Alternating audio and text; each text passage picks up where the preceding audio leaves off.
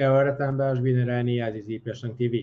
خۆشحاڵم بۆ شەمەیەکی تر دێمەوەلاتان بۆ پێشکەشکردنی بەخشی ڕاستەوخۆی بەرنامەکانی پێشنگ تیV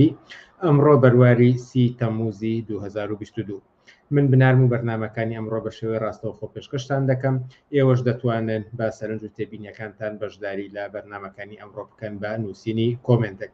ئازیزان بەرنامەکانی ئەمڕۆمان لە چەند تەوەرێک پێکهاتووە. سەرەتا سەبارەت بە بزوتنەوە ناڕەزایەتیەکان لە کوردستان قسە و باسێکمان دەبێت،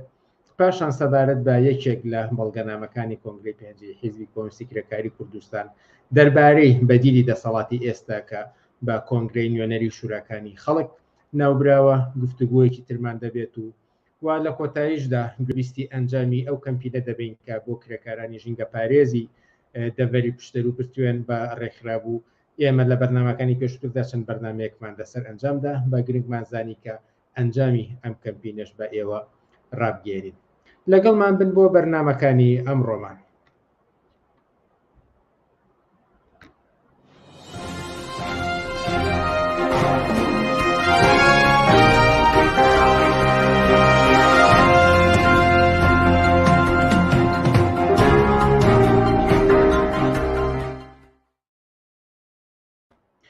بەڵێ بینەرانی ئازیز، هەروەک لە سەرەتادا ئاماژەم پێدا کە سەبارەت بە بزوتنەوە ناڕەزایەتی جەماوەریەکانی ئەمڕۆی کوردستان سەوباسێکمان دەبێت کە بزانین ئێستا لە کوێدایە و بە چی ئەنجامێک دەتوانێت بگات. بۆ ئەم بەرنمەیەش من دەعوەتی فواد سادق ئەندامی دەستەی کارگێڕی مەکتەبی سیاسی حیزبی کۆمونیستی کرێکاری کوردستانم کردووە. فواد سادق، ئێوارەت باش و سپاس بۆ ئەم دەرفەتەی پێت داین.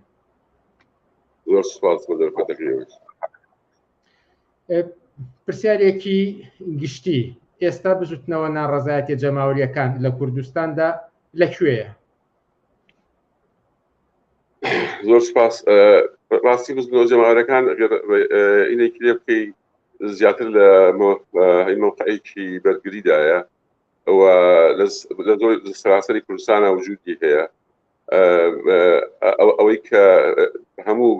بەشە جۆراوجۆرەکانی کۆمەلگای گردووەتەوە، هەموو چین و توێژەکانی گردووەتەوە. ئێستاکە لە ئاستێکایە کە بۆ بەرگریکردن لە دەستکەوتەکانی خۆیەوە بۆ ڕێگرتن لە هێرشەکانی دەسەڵات خەریکە خۆی ڕێگەخا لە هەموو شار و شارۆچکەیەکی کوردستانە. بەڵام ئامانجی ئەم بزوتنەوەیە چییە؟ دەیەوێت بەکوێ بگات؟ چی دەیەوێت بە چی بگات؟ ئەم ئاینە ئەم بزوتنەوەی ناڕەزایەتی جەماوەری لە ماوەی 30 ساڵی ڕابردووی دەسەڵاتدارەتی حزبەکانی کوردایەتی حزبەکانی کوردستانە بەردەوام و لە هەموو مەیدانەکان و لە هەموو بوارەکانی ژیانی کۆمەڵانی خەڵکی کوردستانە هێرشی بەردەوام لەلایەن دەسەڵاتەوە بۆ سەر بواری ژیانی خزمەتگوزاریەکان بۆ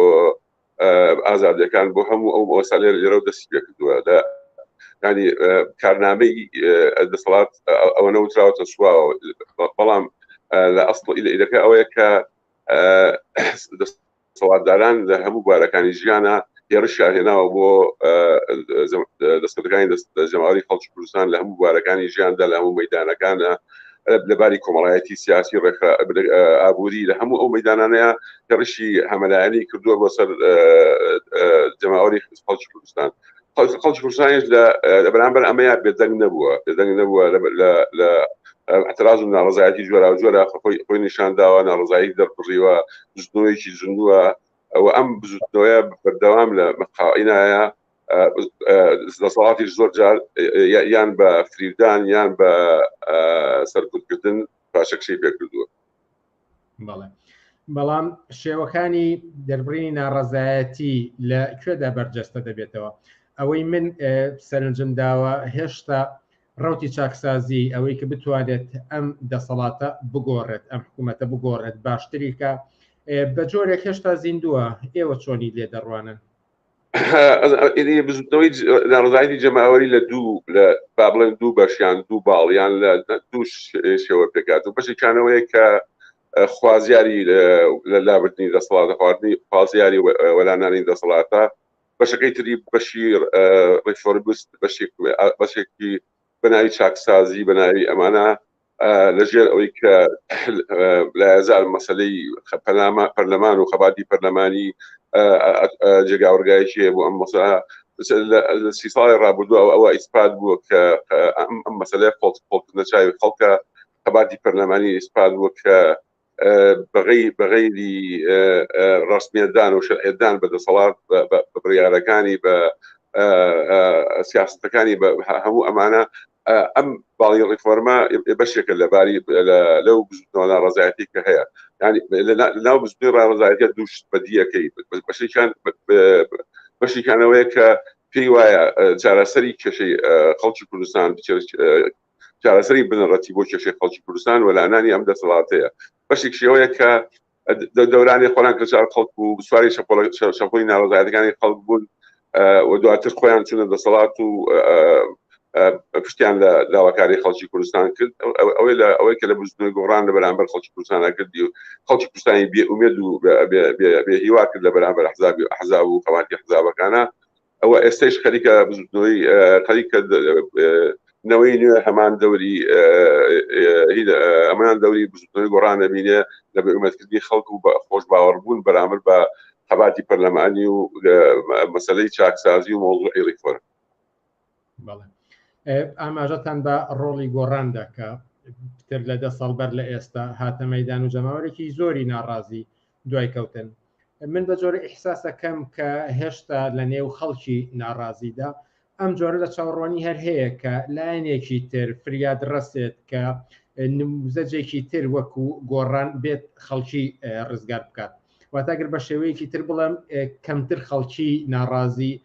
ئەوەی چاوەڕوانی لە خۆی هەیە کە خۆی بتوانێت ئاڵ و گۆڕێک ئەنجام بدا خۆی بتوانێت شتێک بکات. ئێوە چەندە هاوڕان لەگەڵ ئەم تێڕوانینەدا؟ بڕێکی واقعی ئەو مۆزوع لە چوارچێوەی وەزعیتێکا کە خەڵکی کوردستان بێئومێد کراوە بێئیرادە کراوە خەڵکی کوردستان هێشتاکە پێی بەوە نەبردووە کە ئەگەر خۆی لە ڕێزێکی سەربەخۆیان لە بەرامبەر دەسەڵاتە بوەستێتەوە ئەتوانێت گۆڕانکاری زۆر بەجددی بکات. تا ئێستا ئەو مۆزوعی ڕیفۆرم مەسەلەی ڕیفۆرمە لە وەکو پایەیەکی وەکو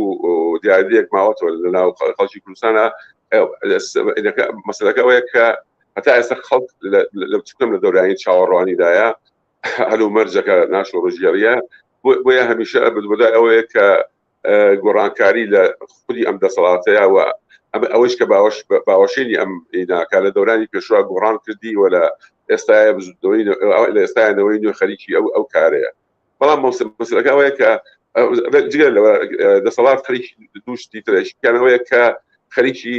بۆ پاشەکشەکردن بەم بزودنەوانە خەریکی یان فریودانە یان سەرکردنە. ئینەکە ئەوەیە کە لە بەرامبەر ئەم وەزعەتی کە ئێستا هەیە دەسەڵات جۆرێک لە سیاسەتی فریودان یان سیاسەتی سەرکردندا گردووەتە بەر لە بەرامبەر ئەم مەسەلەیە ئەو پاشەکشەی باڵێم دەوری ڕیفۆرم و چاکسازی لە خواستێکی بنەڕەتی جەماوەر نییە بەڵام خواستی گروپ و ڕێکخرا و ئەحزابێکە کە پێی وایە بەشداربوون لەم دەسەڵاتەیە ئەتوانێت گۆڕانکاری بکاتکەوە تەوەهومێکە لە ماوەی 30 ساڵی ڕابردووە خەڵکی کوردستان تاقی کردوێتەوە. ئەی بە بۆچوونی ئێوە خەڵکی ناڕازی کوردستان پێویستە چی بکات؟ چی هەنگاوێک ئەتوانێت هەڵنێت وە هەوڵ بۆچی ئامانجێک بدات؟ بزودنەوەی ناڕازایەتی لە کوردستانە بزودنەوەیکی واقعیە ینی بزودنەوەیەکە لە سەراسەری کوردستانە وجودیە لە هەموو شار و شارۆچکەیەکە وجودی هەیە لە هەموو شارێکە بەڵام مەسەلەکە ئەوەیە کە ئەم بزودنەوەیە تایبەتمەندی ئەم بزودنەوەیە کێشەی ئەسڵی ئەم بزودنەوەی ئەوەیە کە بزودنەوەیەکی پەش و بڵاوە بزودنەوەیەکە یەکگرتوونیە یەکدەستی یەکپارچە نیە تەنانەت لە ئاسی شارێکە ئەو بزودنەوەیە یەکپارچە و یەکدەست نییە لە شارۆچکەیەکە یەکپارچە و یەکدەست نییە ئەمە کێشەی ئەسڵی ئەم بزودنەوەیە جگە لەوەی ڕشتەییچە بۆ نمونە تۆ لە شارێکی وەک سلێمانی مامۆستانی زانکۆ مانگرتنەکەن مامۆستایانی ئامادەی و ناوەندی و سەرەتایی بەشداری نەما لە شارۆچکەیەکی وەکو کەلارە بەشێک لە ناڕازایەتێکە بەشێکی تر ئاینیە هەر هەمووشی ناڕازیە لە بزنەوەی لە ڕێکخراوی جۆراوجۆرە خۆی ڕێخستووە کێشە ئەسڵەکەی ئێمە ئەوەیە کە ئەم بزوتنەوەیە نەک لە ئاستی سراسەرە تەنانەت لە ئاستی مەحەلشە تەنانەت لە ئاستی شارێکە لە ئاسلاتی ناوچەیەکە نەیانتوانێت یەکگرتوو یەکدەست بن ئەم بزوتنەوەیە مەرجی سەرکەوتنی ئەم بزوتنەوەیە لە مەرجی یەکبوون و سەرانسەری بوونەوەیەتی بەبێ ئەم مەرجە زۆر قورسە بتوانێت بە ئامانجەکانی خۆی بکات بۆیە کاری ئەسڵی ئەوەیە کە ئەم بزوتنەوەیە هەم لە ئاستی محەلە هەم لە ئاستی سەراسەریە یەکگرتوو یەکدەست لە دەوری ڕێکخراوەیەک لە دەور پلاتفۆرمێکی دیاریکراو کە بتوانێت ئامانجەکانی بەدەست بێنێ چی بە پاشەکشەکردنی دەسەڵات و چی بەلابردننی وەلانانی دەسەڵات ئەسلی کێشەی ئەم بزوتنەوە جەماوەری ئەم خاڵەیە کە جگەر لەوەی کە باڵی ریفۆرم و چاکسازی سێنە دەوری نەگەتیڤ ببینێت. ئەگەر من دواپرسیارم بەم شێوەیە داڕێژم ئێستا کەسێک گوێی لە ئێمەیە ناڕازیە لە دۆخی ئێستای کوردستان لە دەسەڵاتدارانی ئێستا چاوەڕوانی چاکسازی نییە ریفۆرمخواست نییە ئاڵوگۆڕی ڕیشەیی بە پێویست دەزانێت بە بۆچوونی ئێوە ئەم کەسە چی بکات؟ هیچ ڕێگەچارەیە نییە ئێمە لە بەرامبەر کۆمەڵێ هەڵبژاردنیانیمانە بەرامبەر هەڵبژاردنیان ئەو شەوەیە بزنەوەی جەباوەری بزنەوەیکی واقعیە وجودی هەیە لە هەموو شار و شارەچەی کوردستانە ئەم بزنەوەی ڕاهبەری هەیە ئەم بزنەوەی ساحیبی هەیە بەبێ یەکگرتوکردن و یەکدەستبوون و یەک پارچەبووی ئەم کۆبوونەوەی ئەم بزنەوەی لە دەوری ڕێکخراوەیەکی سەراسەری بە پلاتفۆرمێکی زۆر ڕۆشن و واضح بۆ پاشەکشەکردن و وەلانانی ئەم دەسەڵاتە ئەو کەسێک کە ئەوەیە وەک پرسیارەکەی بەڕێزت ئەوەیە کە ئەبێ لە دەوری ئەم بزنەوەیە کۆ بێتەوە و هەوڵدا ئەم بزنەوەیە یەکسانەکە ڕێکخراوکە و یەکگرتووی کە ئەو ئەتوانێت لە سەرەتای ئامانجی دەستپێکردنی ئامانجەکەی خۆی بڕیوە. ئەگەر قسەیەک ما بێ سەبارەت بە بژوتنەوەی ناڕەزایەتی جەماوەریەکانی ئەمڕۆی کوردستان و ئامانجەکان و لە پرسیارەکانی مندا نەهات بێت و بەڵام بە گرنگی بزان ئاماژەی پێ بدەن فەرموون بە کورتی. من جارێتتر تاکی دەکەم جارێتتر پێداگری یەکەم لەسەرەوەی کە بزوتنەوەیەکی واقعی مەوجودە بزوتنەوەیەکی واقعی بوونی هەیە بزوتنەوەیەکی ناڕەزایەتی واقعی بوونی هەیە لە سەراسەری کوردستانە ڕەهبەر هەڵسوڕاوی خۆی هەیە بە شکلی جۆراوجۆر لە ڕێکخراوی جۆراوجۆرە کۆبووەتەوە ئەم بڕێکخراوبوونە ئەم پارچەبوونە ئەم سنفی بوونە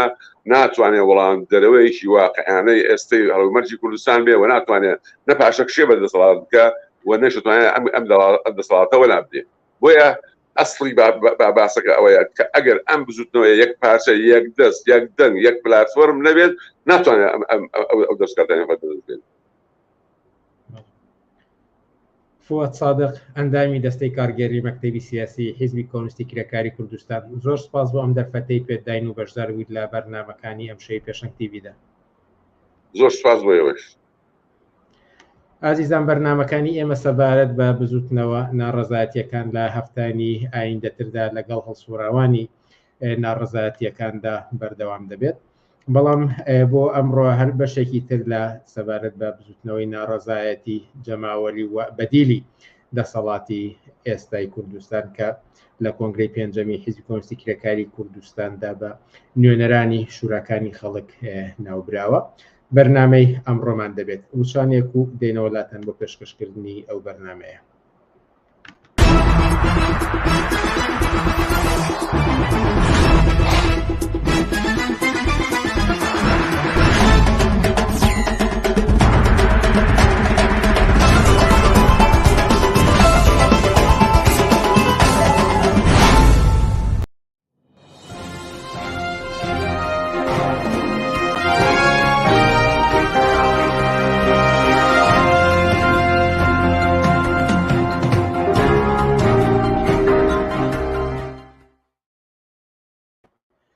بەردەوامی لەسەر پێشکەشکردنی بەرنامەکانمان بینەرانی ئازیز لە دیسەمبەری ساڵی ڕابردوودا حیزبی کۆمونیستی کرێکاری کوردستان کۆنگرەی پێنجەمی بەست و لەو کۆنگرێدا کۆمەڵێ سەنەد بڕیاریان لەسەر دراوە تەواوی ئەو بڕیارانە و ئەو بەڵگەنامانی لەو کۆنگرێدا پەسەندکران و لەگەڵ کۆمەڵێک پەیام کە ئاڕاستەکراوندا کتێبێکی ئەوهادا چاپکراون. من لە بەرنمەکانی پێشەنگ تیڤیدا سەبارەت بەم بڕیارانە بەم بەڵگەنامانە بەرنامەی تایبەت ڕێک دەخەم و ئەم ڕۆژێکێک لەو بەرنامانە ئەنجام دەدەین بە میوانداری جەمال موحسین، ئەندامی مەکتەبی سیاسی حیزبی ناوبران. جەمال موحسین، ئێوارەت باش و سوپاس بۆ ئەم دەرفەتەی پێداین. ئەم کاتتان باش. سڵاو بۆ ئێوە بۆ بینەرانی پێشەنگ تیڤی. لە دەستپێکی ئەم زنجیرە باسەدا من لەگەڵ ئێوەدا لەو باسەوە دەست پێ دەکەم کە لە کۆنگرەی پێنجەمی حیزبی کۆمونیستی کرێکاری کوردستاندا پەسەند کرا. ئەویش باس لەوە دەکات کە کۆنگرەی نوێنەرانی شوراکانی خەڵک بەدیلی دەسەڵاتی میلیشیایی ئێستایە. سەرەتا پرسم کە بۆچی ئەم جۆرە بڕیارە لە کۆنگرەی پێنجەمی حیزبی کۆمونیستی کرێکاری کوردستاندا پەسەند کرا؟ بەڵێ سوپاس بۆ ئێوەش بۆم دەرفەتە. هەڵبەتەوە بڵێم کە کۆنگرەی پێنجەمی حیزبی کۆمونیستی کرێکاری کوردستان لە هەلومەرجێکی دژوار و سەختی قەیراناوی لە کوردستانی عێراق بەرپا بوو. هەر بۆیە ئێمە وەکو کۆمونیستەکانی ئەم سەردەمە بەشێ لە هەموو کۆمونیستەکانی ئەم سەردەمە کە خاوەنی حیزبی سیاسی و بەرنامە و پلاتفۆرمی خۆمانین بە پێویستمان زانی کە بەهەرحاڵ باسەکانی نێو کۆنگرە، مەسالەکانی ناو کۆنگرە، بڕیارەکانی ناو کۆنگرە و ئەو بەڵگەنامانی وەکو مەسائلێکی پلاتفۆرمی و کار ئەکەوێتە بەردەمی حیزب و هەڵسوڕاوانی و ڕابەرانی ئەم حیزبەوە لەوێشەوە بۆ بەردەمی هەموو کۆمونیست و کەسێکی سۆشیالیست تەنانەت کەسانێکی ئازادی خواست کە بیانەوە بەڕاستی چارەنووسی کۆمەلگەی کوردستان بەلایەکە بەرن. ئەم پلاتفۆرم و بەرنامانە بوو کە خەتێک ڕۆشناییەک و بەرنمەیەکی کار و عمل بخاتە بەردەمی کۆمەلگا بۆ دەربازبوون لەم هەلومەرجەی کە تایەتی لەم هەلومەرجە قورسی کە کۆمەلگەی کوردستانی تێکەوتووە. ئێمەوە هەموو ئەمازانین کە یعنیگەر من تایبەتتر لەسەرما من ئاگام لێ بوو باسی ئەو کتێبەت کە تەواوی بەڵگەنامەکانی کۆنگرێتیایە بڵاو بووەتەوە. هیوادارم دەست هەموو کەسانێک کەم بەڵێ کە علاقەمەندن بە مەسلێ ویانوێ بەهەرحاڵ ببینن وە لە نزیکەوە سیاسەتی حیزب وە ڕێگەی چارەی حیزب بۆ هەر مەسلەیەکی ئێستای کۆمەلگەی کوردستان ببین و حتا لەو بەشانەیە لەگەڵیان بەدەستیەوە بگرن بە بەشانشێکە لەگەڵیانین بەهەرحاڵ سەرنج و قسە و ڕخنەوە چیکی خۆیان هەنەیە بخەنە بەرپێ. بۆیە هیوادارم بەردەستی زۆرترین کەس لە هەڵسوڕاوانی کۆمونیستی و سۆشیالیستی بکەی. بەهەرحاڵ دایبەتە گەڕێت چکە و لەوێ کۆمەڵێک بابەتی جیاوازترە کە بە جۆرێک هەمووی بە زنجیرەیی بەدواییەکە بە معنایەک وەکو پاکێجێک یەک ڕۆڵە بینین لەسەر هەلومەرجی سیاسی لەسەر محاکمەی دەسەڵاتی ناسیۆنالیزمی کوڕ لە ڕوانگەی خەڵکەوە بە بەس محاکمی ئاستی جەماوەری سیاسی کۆمەڵایەتیە و یەکێکیش لە بەڵگەنامە گرنگەکانی ئەم بەڵگەنامەیە کە ئێوە ئیشارەتان پێدا ئەویش کۆنگرەی سەراسەری نوێنەرانی شوراکانە. بۆچی ئێمە ئەم بەدیلە یعنی ئێمە ئەگەر زۆر بە کورتی باسیەوە بکەم بەهەرحاڵ دەسەڵاتی بۆژوازی ئێستا نەتەنها قەیراناوی و قەیرانگرتووە و ناتوانێت پێداویستیەکانی خەڵک وەڵام باتەوە، ژیانی خەڵک تەمین بکە، تەنها خودی ئەو دەسەڵاتە بۆ خۆی بۆ بەبار بەسەر کۆمەلگاوە، بەڕاستی بووە بەبار بەسەر کۆمەڵاو، کێشە لەسەر کێشە بۆ خەڵکی هەژار و دەستەنگی دروستەکە، کێشە لە کێشە لەسەر کێشە بۆ ژنان دروستەکە، بۆ ئازادی خوازی دروستەکە، هەتا ئاخر ئەم مەسەلەیە توانی چەندی نمونە ببین و ئەمە مەسەلەیەکە بەهەرحاڵ خەڵک خۆی لە ژیانی ڕۆژانەی نمونەکانی بینەوە. ئێمە ئێستا من نامەوێت کاتی ئەمە فام بگرن بەم معنایە لە لایەک دەسەڵات لەو موقعەتەیە کە بە معنایەک بەرنەفرەت و حتا ڕسوایی لەباری کۆمەڵایەتیەوە کەوتووە. لەلایەکیشەوە ئەو خۆش باوەڕی ئەگەر ساڵانی پێش و بە تایبەتی لە سەرەتای نەوەتەکان و هاتنە سەر حکومیەوەن و خۆشخەڵکردنی خەڵک بەوەی کە هەڵبژاردن و پەرلەمان و چی ئەمانە ئەوە ژیانی خەڵکە گۆڕینەوەن خەڵک بە دەربڕینێکی زۆر سادە و توێتی بابەجان ئێمە هەر تەنها پۆستاڵمان کردو بە کلاشی دۆمی هیچی تر. ئەمە مانایەکی سیاسی کۆمەڵایەتیە یعنی دەسەڵاتێکی سەرکوتگەر بەسەر ژیانی خەڵکەوە هەیە هەرەوەی جلوبەرگەکەی گۆڕا زمانەکەی بە معنایەک گۆڕا. یعنی ئەم خۆش باوەڕێ ڕەوینەوەیەکی بەخۆی و بینەوە ڕەواڵێکی وایە داوا بە نەفرەت و اعتراض و ناڕەزاتی خەڵک، یعنی ناڕەزاتی خەڵک جۆرێ لە نەشونمای لە ساڵانی دواییە بە تایبەتی بخۆیەوە بینیوەوە لە بەرامبەر ئەم دەسەڵاتەیە بە هەر حاڵ با بڵێن وەستاوەتەوە. ئێمە گەر بە هەر حاڵ بین سەیری ئەو ناڕزایەتیانە بکەن نمونەکانی زۆرن و لە بەرنامەی تر ئێمە هەمیشە لە سەرمان قسەمان کردووە تا ئاستەوەی کە بارگای ئەحزاب و دەسەڵات و هەموو شتێ سووتێنراوە. سەرنجام دەسەڵات لێرە خەسیسێکی هەیە ئەوەی پێوترێ حکوومەت و دام و دەستگا حکوومەتیەکانی پەرلەمانی ئەمانەی کارتونی و ڕووکەشیەوە خەڵکە زۆر بە ئاسانی چۆنەڵی لەمسی ئەم ڕاستی کردو وەزانانی ئەمانەی چینێکی نیە بۆیە دەسەڵاتێکی میلیشیایی چەکداری دابش بووە بە معناگە تۆ تێ کۆتایی بەو دەسەڵاتە بینی و لە ڕێگەی ئەو دام و دەستگا حکوومەت و بەناو پەرلەمان و شتەوە ئیمکانی نییە تۆ بێ لە ڕێگەی وەلانانی میلیشیا دەسەڵاتی میلیشیایی بیکەی بەڵام کێشەیەک ڕۆبەر خەڵک بێتەوە لەم بیناویژەوەی کە مەسەلەی دەسەڵاتی میلیشیایی دوو زۆنی چەند زۆنیە بەرحاڵ کە ممکنە هەلومەرج بە جۆرێ بێتەوە لە زۆنێکە بتوانی بە حکمی هاتنە پێشەوەی هەلومەرجێک لە نێو خەڵک و فراوانبوونی ناڕزایەتیەکان و تا ئاستی ئەوەی کە بگاتەوەی کە دەسەڵات لە گۆشەیەک لە زۆنێک یا لە ناوچەیەکی هەتا زۆنێکە ڕابماڵێ سەرئەنجام وەختی تۆ ئەو لەو گۆشەیە لە شارێکە یا شارۆچکەیەکە دەسەڵات ڕائەماڵی پێویستەکە بڵێ دەست بەجێ بەدیل چییە؟ من با نمونەیە بێنمەوە اینجا دێمە سەرەوەی کە ئێمە بۆچی ئەم مەسەلەیەمان زۆر جدی وەرگرتووە دوای حتمەن باسی تایبەتمەندیەکانی یەکەم ئەویش لە ناڕزایەتی دواترین ناڕزایەتیەکانی وە خۆپیشاندانەکانی خەڵکی سەی سادەقا کە دام و دەستگاکانی حکوومەتیان سووتاند و ئەوانە حتا ئەهەندا بەسەر بەرپرسەکانیانە و هەڵهاتن لە دەستی خەڵکی یەک بۆشایی سیاسی و ئیداری دروست بوو لەوێ کە ئیمکانی بوو لەوێ ئەگەر بزوتنەوەیەکی جەماوەری ڕاستەوخۆیی و شوراکانی خەڵک و ڕێکخراوە سەر بەخۆ جەماوەریەکانی خەڵک لە ئارایە بوونە وەک ئۆرگانی ڕێخستنی خەڵکی بۆ بەڕێوە بردن تەنزیمکردنی ژیانی خەڵک ئیمکانی ئەو لەوێ و جۆرە لە دەسەڵاتەکەم دوای لەمەسەری دابمەزرێ بە معنای یعنی لە هەلومەرجی سیاسی کوردستانە زۆرێکم ئیمکانی ئەوە هەیە تۆ لە زۆنێکە یا لە ناو زۆنێکە لە ناوچەیەکی زۆنێکی دیاریکراوە بتوانانی ئەو دەسەڵاتی میلیشیا لەسەر ژیانی خەڵکدا بەری سەرنجام پێویستەکە بە فەوری لەویە دەسەڵاتێکدا بمەزرەیە کە بنیاتنراوە لەسەر ئیرادەی ڕاستەوخۆ و بەشداری ڕاستەوخۆی خەڵک ئەویش دەسەڵاتی کۆنگرەی ئەوەی ئێمەیەکەیم پێڵێن کۆنگرەی سەراسەری نوێنەری شوراکانی جەماوەری کرێکار و زەحمەت چێش و ئەوانە ئیتر ئەگەر بەرحاڵ خصوصیات یە مەسەلە چونکە تەماشاکە هەموو خەڵک ئەزانێت کە بەرحاڵ هیچ عیلاجێک نەماوە ئەچی بۆ داوای کارەبا ئەبێ بە مەسلەیەوەی کاکەم دەسەڵاتە مشکلەیە ئەبێ جارێ ئەمە لا ببێت ئەچیتە سەر مەسلەی کێشەی سوتەمەنی و بانزین و نەوتی زستان و پێداویستەکانی ژیانی خەڵک و حتا قوتابخانەی مناڵەکانت بابە تۆ ئیمکانیەوەت نییە قوتابخانەکان و زانکۆکانت لی ئەگرن لەولاشۆ ئیمکانیەوەت نییە بچی لە ئەهلیە دایبنەی یعنی خوێندن وەکو مافێکی سەرەتایی لە تۆ خێزان و ماڵ و مناڵت دەسەنەوە خەڵک وەختی بیوێ لەسەر من بابا قام دەسەڵاتە تا لە سەرخم بێن فایدی نەمە خۆیمێنێتەوە کەوایە مەسلەی مەیلی ئەوە کە خەڵک بگابەوەی کە بەڕاستی هەموو شتێک ڕاب پەیوەندی بە دەسەڵاتی سیاسیەوە هەیە ئەگەشتو بۆش کە ئەگەر بتەوێت دەستبەری بۆی ئەم مەسائلانە بەدەستبینیا و کارەبا و باش بە خزمەتگوزاری باش بە خوێندنە باش بە خەستخانەکانە باش بە ژیانت تەئمین ببێ بە هەموو معنایەکیەوە و کۆنتترۆلی خەڵک بەسەر هەموو ئەم شتانەیە ببێ تبێن دەسەڵاتە وەلاچی ئۆکێ باشەم دەسەڵاتە وەلاچێت لە بۆشایی ئەوەیە ئەمە ئێم پێمان وایە بەدیلی ئەوە کە هەمیشە خەڵکە لە باش بەدیل چییە بەدیل ئێسانە هیچێکی لەو حیزبانی دەرەوەی دەسەڵاتن کە لە دەروی دەسەڵاتن بەڵام لە هەمان سیستمان تۆ تەمەشاکە ئەوان هەمووڵێن بابە ئەبێ لەم هەلومەرجیا کاکە هیچ علاجی هیچکەمانیەوە دووبارە بچینەوە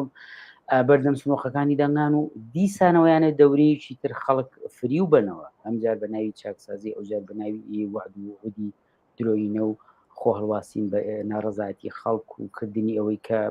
نەوتدا بەشەکەن ئاودا بەشەکەن لە گەڕێکێکی بچووکا و بۆی بڵێ ئیتر ها وەرنتر بە هەزارە هات دەنگ بدەن بە ئێمە با ئێمە بڕۆین حیزبەکەمان بچێتە دەسەڵاتەوە دەموچاوەکانی ئێمە بچن ئیتر ئەو شتانە گۆڕانکاری بەسەرای لە کاتێکا خەڵک بەڕاستی گاڵتەشی بەم شتە نایە ئێمە بینیمان لە ناڕزایەتیەکان تەنان سەرانی و قسەگەرانینەوەی نوێ چۆن بەرنەفرەتی خەڵک کەوتن وانیان هێشتنوە هەر بە جۆرێک ڕاویانان بۆ وایە مەسەلەکە خۆنی ئەوانە لەگەڵ کەسێکی دیاریکراوە کێشەیەکیان هەیە نەفرەتێکیان لە کەسێکی دیاریکراوی نێ ئەو بزوتنەوەی هەیە مەسەلەکە وێ بابەت تۆ هەمان بەدی دەدەیت هەمان سیستم ئێسای چۆنەڵی خۆشحاڵی خۆمانمان لەمە سڕیوەتەوە خەڵک مەبەسم لە نظری خەڵکەوە پاک بۆ تۆ لە مەسلەیە بەڵام تۆڵی دووبارە ناوەرن با بچین دووبارە سنووقەکان پڕ بکەینەوە لە دەنگ ئەم جار بەوان نابە کەسی کە ئێمە چای چێکین مە تەجروبەی عێراقمانەی کوردستانمانە بۆی خەڵک ئەم مەسالەی نەماوە یەک شت ماوەتەوە لەم بینەیە کە بۆ بەشای مێنێتەوە ئەویش ئەوەیە کە ئەبێت دەسەڵاتێک بنیاد بنرێت لەسەر بنەمای بەشداری ڕاستە و خۆ ئیرادی ڕاستە و جەماوریکەوەش پێمان وایە تەنها شوراکانە لە ڕێگەی شوراکانەوە یعنی شوراکان هەم بەڕاستی خۆیان ئامرازێکن بۆ ڕێخستنی و ڕابەتیکردنی ناڕزاتی کاری ئێستا هەیە بابا ئێستا تۆ ڕۆژانای بینی هێشتا موچە بە هەر جاری بە بیانویەکەوە دیسان دوا خرێت تۆ بینی کە هیچ پێداویستێکی ژیان خەڵک تەمین نابێت حتا لە هەندێک لە گەڕەکانی شاری هەولێرە خەڵک ئاوی خوانەوەی نییە نێبێ ڕاکابێ شەو ڕۆژ مەشغوڵی ئەوە بێ لە کاتێکە ئەبینێ سەرمایه‌داران نەک سەرمایه‌دارانی خاوەن دەسەڵات نەک مەشاکیلی ئاو و پێداویستی ژیانیان نیە ئەسڵ نازان پارەکانیان چی لێ بکەن شووی دابن چۆن پلان دابنێن بە تیارەکانیان بڕۆن لە وڵاتانی دەرەوە سپی بکەنەوە پارەکانیان خەڵک ئەما بینێ بۆیە سەرنجامە بەسنەوە بڵم ئەم ناڕزایەتیە و حتا خواستێک ڕۆژانی خەڵک لە بەدەستایەتی تاکە وەسیلەیە کە بتوانێت بەڕاستی ئەمە ئەم ڕابەرایەتی ئەم جوڵانەوەی خەڵکی بکە شێوازی شوراییە لەلایەک ئەمە بگەێنێ بە نەتیجە و خواستەکانی بەدەست بێنێ و لەلایەکیش وەکو شێوازێک لە بەڕێەوە بردن و ئیدارەکردنی کۆمەلگا کە بۆ سبەینەی دەسەڵات لە ڕێگەی نوێنەرانی شوراکان و کنگری سەراسەری ئەم نوێنەرانەوە ئەتوانێت جۆرێک لە حکم جۆرێک لە دەسەڵاتی تێرکە لە کوردستانەدا مەگرێن ئیمەشمان بیر نەچێ بەڕاستی ئێمە لە کوردستانی عێراقا ئەزمونمان هەیە ئەزمموی شوراکانی زیتنەوەی شورای 1990 بدووامان هەیە دواتر لە ساڵانی دوای ئەوە لە درێژەی ئەو لە بزوتنەوەی کۆمونیستی نێوچینی کرێکاری کوردستانە ڕێکخراوە جەماوەریەکان و فیدراسیۆنی سەراسەری ڕێکخراوە کرێکاریەکان تر لە ڕێکخراوی کارگالیەکانەوە بگرە لە شورای ئەلمیسەوە بگرە لە یەکێتی بێکاران و بگرە ئەمانەمان هەیە کە ئەم ڕێکخراوە جەماوەریانە هاوشان لەگەڵ ئەوەی کە ناڕزایەتی ئەو بەشی خۆیان لە نێو کۆمەلگایە برە و پێدا و ڕێکیانە خەست و تەنانەت بە معنایەک سەرانی حیزبەکانی هێنا بۆ ئەوەی کە بابە یابێ لەگەڵ ئەمانە ڕێ بکەوین و شتێکیان بە معنایەک بدەینێ یاخود ئەمانەی تر خەتەرن بۆ سەر دەسەڵاتەوە لە سەری لە دەمی خودی جەلال تاڵەبانی باگو توێتی ئەو شتەی ئێوە داوایەکەن وەختی خۆمەوە پێچێتی بەکاران کە لە جوڵانەوەی خۆمانە بۆ بەدەستهێنانی بژیوی بۆ کاتێکە حساری اقتصادی زۆر خەڵکی تەنەتاو کردبوو مانوو بابە بێ و خواردنەی دێتە کوردستانەوە بە لە ڕێگەی نوێنەرانەوەدا بەش بوو تیجاوی ئێوەڵێن یعنی حکومەت تەسلیم بە ئێوە بکەین و بڕێن ڕاستە ئەم ڕێکخراوانە سەریان بەوە بوو و ئێمە تەجروبانەمان هەیە بە معنایە ئێمە بی ئەم ڕێکخراوانە دیارە بە دەرس وەرگرتنەوە ئەزمون وەرگرتن لە تەجروبەکانی پێشووی بە ڕاستکردنەوەی ئەگەر هەڵەوکەم کورتێک بوو بێ و دەستگرتن بە تەجروبە باشەکانی ویجابیەکانەوە ڕێکخراوانە زیندوو بکەین و دابمەزرێنینە بە معنایەوە ئیلا لەو ناو قاڵبە بەڵام بە معنایەوەی کە ڕێکخراوەکانی خەڵک وە شوراکانی خەڵک ئەبێ بۆ ئەم دوو ئاستە هەم بۆ ڕێنوێنیکردن ڕابەریکردن و تەئمینکردنی ئەوەی کە ئەم خواستانی خەڵک بگا بە جوگەی خۆی بڕاتە پێشەوە و هەمیش بۆ ئەوەی کە شێوازێکی تر لە دەسەڵاتدارێتی کەویش دەسەڵاتی کۆنگری سەراسەری نوێنەرانی شوراکانە لە کوردستانە با بڵێن تەمین بکا بەدەست بێنێ ئەگەر بە کورتی تەماشایەکی ئەم یان بە کورتی ئاماژەیەک بە نووسراوی ئەم بەڵگەنامەیەدا بکەم باز لەوە دەکات کە ناڕەزایەتی فراوان بۆتەوە سەرتاسەریە لە کوردستاندا ڕێگە چارەکانی ئەحزابی بۆرژوازی بە بنبست گەشتووە هەڵبژاردن و دەنگدان ڕێگە چارەنی و ڕاماڵینی ئەم دەسەڵاتە هەروەکو خۆشتان لە قسەکانتانە ئاماژەتان پێدا تەنها بەدیلە لە ئێستادا و هەروەها دواتر دێتە سەر ئەوەی کە ئەم کۆنگرەی نوێنەرانی شوراکانی خەڵک بێتە بەدیلی دەسەڵاتی ئێستا ئەگەرچی ئەمە لێرەدا نووسراوە و لەم کتێبەدا هەیە بەڵام لە زاری ئێوە ببیستین ئەمە بەکردەوە چۆن ئەنجام دەدرێت ڕەنگە باستان لە ئەزمموی ساڵی 91 کرد شوراکانی 91 پتر لە 30 ساڵە و بۆ زۆرێک ئاشنا نەبێت بەڵام بەکردەوە ئەمەی کە لێرەدا پەسەند کراوە چییە چۆنی ئەنجام دەدرێت بەکردەوە ئەزانی ئێمە هەر کەسێک حتا ئەگەر بۆ نمونەوەیەک بێ لە نەوەیەک بەدواوە لەدایک بوو بێ نەوەیەک بێ تا ئەو کاتە 5 ساڵ و تا ئاستی 10 ساڵیش بوو بێ ئاشنایەتیی بە ئەو بزوتنەوەی نەبێ بەڵام ئێمە لەو بارە و ئەدەبیاتمان هەیە چەندین گفتوگۆمان لەو بارانەوە کردووە هیوادارم خەڵکێک کە بە شوێنە مەسلەی بتوانێت بگەڕێتەوە بۆمانە بەڵام تۆ تەمەشاکە ئێمە کۆمونیستەکان کە بەشێک بووین لە ئەو هەستانە جەماوەریەی لە کوردستانی عێراقا بە هەر حاڵ بەهۆی هەلومەرجێکەوە کە هاتبۆ پێشەوە بۆ ڕاماڵینی دەستگای بەعس و ئەوانە فرسەت بوو بۆ کرێکار و کۆمونیزمیش سەر بەرز کاتەوە و بە جۆرێک مۆری خۆی با لە کۆمەلگای کوردستان کە نەک هەر ناسیۆنالیزم وەکو بزوتنەوەیکی بۆ ژوازی ئەم کارە بکە. ئێمە هاتین هەر لە سەرەتاوە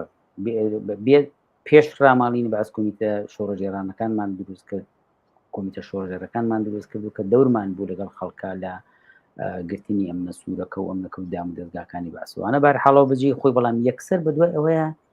ئێمە تاکە ڕێگەیەک لە بەردەمی ئێمەیە کە بۆ ڕێکخستنی جەماوەری کارگەر و زەحمەت کێشی ڕاپەڕی و لە دژی بەعس و بە فەزایەکی جۆرێ لە بۆشی دروست بووە هێشتا لەو کاتەیە تەنانبەری کوردستانی و ئەحزابەکانی بە شوێن مفاوەزات و ڕێکەوتنەوە بوون لەگەڵ بەعس و ئەوانە ئێماتی شوراکانی شورای گەڕەکەکان و ناودەکرێکارەکانمان دامەزران. ئێمە نمونێم جاری تیژێناوەتەوە یەکەمین خواستێک کە شوراکانی کارگەی جگەرە و حتا ئەلبیسا یان جلوبەرگ سلێمانی و نەسیجی هەولێر ئەمانە بەرزیان کردەوە گۆڕینی لابردنی بەرپرسە حیزبیەکانی بەعس بۆ دانانی کەسانێک بخوان متمانی پێدەون و هەڵبژێت. لەوێ کۆبوونەوەی گشتیە کرا، لەوێ بەڕاستی مەسئولینی بەعسیان ڕاوەنا خەڵکی، چکە لەژێر دەستی ئەوانە ئیهانە و سوکاتیان پێکرا بوو، چەوسێنرابوونەوە، تەنان وەکو کرێکارێک تەحقیریان پێکرا بوو بەپێی قانونی عراقی و وەکو مۆزەف تەماشایان کردوون، هیچ مافێکی کرێکاریان نەبوو. هەموو ئەمانە بێژگە لە مەسائلە سیاسیەکان و سەرکردگیری و ئەوانە ئەو مدیرانە لە نێو کارگە و شوێنەکانی خۆیانەوە ڕۆڵیان نەبینی، بۆی خەڵک وتی یەکەم شت ئەمەیە دروشمی شوراکانی ئەو ناوەندانەوە بوو کە ئەمانیان لا بردو لایەنان وە دەریان هاوکات یەکسەر لە شوێنی ئەوەیە بە شوێنەوە بوونی ئیدارەیەکی گشتی هەڵبژێراو لەنەو کۆبوونەوەی گشتیە بۆ هەرێکی لەو شوێناندا بێت. بۆ گەڕەکەکانیش ببینە لەو کاتەیە کە بەعس لەوێەوە لە کەرکووکەوە خەڵکی ڕاونا بوو، کەسانێک بە ناوی ئاوارەوە هاتبوونە نێو قوتابخانەکانی سلێمانی و دەوروبەری حتا هەولێرە و ئەوانەوە ئێمە لە ڕێگەی شوراکان و ژیانیانمان شێوازی ژیانیانمان ڕێک خست، هەرچی پێداویستیە لە داو دەرمان لە خۆراک حتا لە بەتانی و گەرمکرد و چی لە وەختا هێشتا جە و تۆزەگین بوو، هەموو ئەمانە لە ڕێگەی شوراکانەوە بە شێوەیەکی یەکسان بەسەر خەڵکەدا بەشەکرا. ئێمە ئەم نموزەجە لە ژیانی بەڕێوەبردننی کۆمەلگا لە ڕێی شوراکانەوە، چونکە کۆبوونەوەی گشتی هەمووی بڕانەوە، هەموو ئەو کۆبوونەوەی گشتی ئەو گەڕەکە یا ئەو شوێن کە بەشدار بوو هەمووی بەشدار بوو لەوەیە بڕیارێک لەوەیە درێ دەستی ئەوی تیاابێ، ئیرادەیەتی ئەوی تیاابێ، ویستی ئەوی تیاابێ، دوایش کە ئەچێ جێبەجێکرێ هەیئەتێک لیژنەیەک کەسانێک نوێنەرانێک دیارێکی بۆی بچن ئەو بڕیاری تۆ بڕێوە بەرن تۆ بەسەری و نازری ئەبینی وەچنەما ناکەن. ئەمە شێوازێکە لەلایەک لە بەڕێخستنی یانێر لە ئۆکوتم ئیدارەکردنی شتێک کە تۆ ناڕەزاتیکرد پێ لەلایەک شێوازێک بۆ بەڕێوەبردننی ژیانی خۆت بە هەموو بارەکانی موزەجەکانیمان نیشاندا. بار هەڵبووی وەختەکە زۆر بەمەوە نەگرن. سەرنجام ئەم دەسەڵاتە لە کوردستان ئەنجا ڕێکخراوە جەماوەریەکانی لە درێژەی ڕەوەندی شوراکان و سەرهەڵدانی کۆمونیزم و وەکو بەشی لە جوڵانەوەی چینی کرێکاری کوردستانە توانی ئەم ڕێکخراوانە دروست بکە لە شار و شارچکەکانەوە ئەو ڕۆڵەی بینی. بەڵام بۆژوازی و ناسیۆنالیزمی کورد لە سەرەتا هاتن دەسەڵاتی و یەکێ لە ئیشەکانی خۆی بە دژایەتی کرێکار و کۆمونیزم و هاتنە مەیدانی ئەم بزوتنەوەی دانابوو، فتوای سەرکوت و داخستنی شوراکانیان ڕاگەیان، بەڵێ ئەڵەم فتووە عینەن وەکو فتوای دینی دایان حتا ڕەشید چەکیانەکە بۆ سەر شوراکان. لە کاتێکە کە ئێمە شوراکان مەفارزی چەکداریمان دروستەکە ڕۆشتین لەولاوە بۆ با بڵین خەتی کەرکووک بۆی بە هەر شێوازێک وەکو بەرەیەکی جەماوەری بۆ دیفاع لە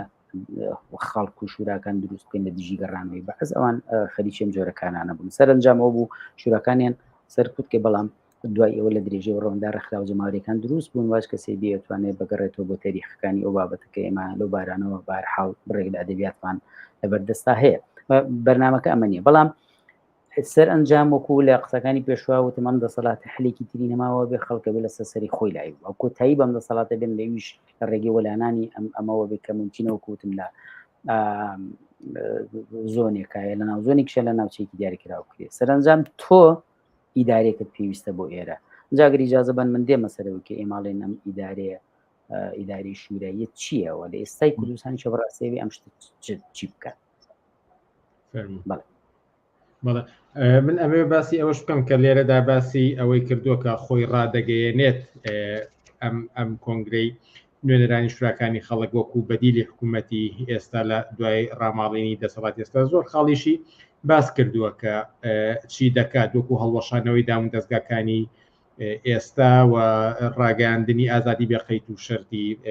سیاسی و زۆر خاڵی تر. ئەگەر سەبارەت بەو ناوەڕۆکانە هەندێک قسە بکەن سوپاسان دەکەم. بەڵێ منیش بە گرنگم زانی زۆر سپاس دەکەم ئەوەی دەرفەت ببێ ئەتوانی ئێمە لەسێ ئەزانی چۆنە یەکەمین شتێک لە هەنگاوەکو وتم تۆ تەمەشاکە تۆ هەلومەرجێکی شۆڕژان ئێمە پێمان وایە بێ ئەم دەسەڵاتە بە ڕاپڕینێکی شۆژرانی خەڵک بڕوات و سەرنجام وەلا بندێ بەڵام تۆ طبعاً وەکوتم ممکنە لە ناوچەیەک ئامەد پێ بکرێت لە شوێنیچکە هێشتاوت پێ نەکرابێت تا کاتێک کە تۆ لە ئاستێکی سەراسەریە ئەم مەسەلەیەکەی یعنی هەندێک شدێتە پێشەوەکو دیفاکتۆ وەکو ئەمری واقع ئەوژەوەیە کە دەسەڵاتێکی دوولایەنیە ببین بێنە پێش چاوت لە ناوچەیەکی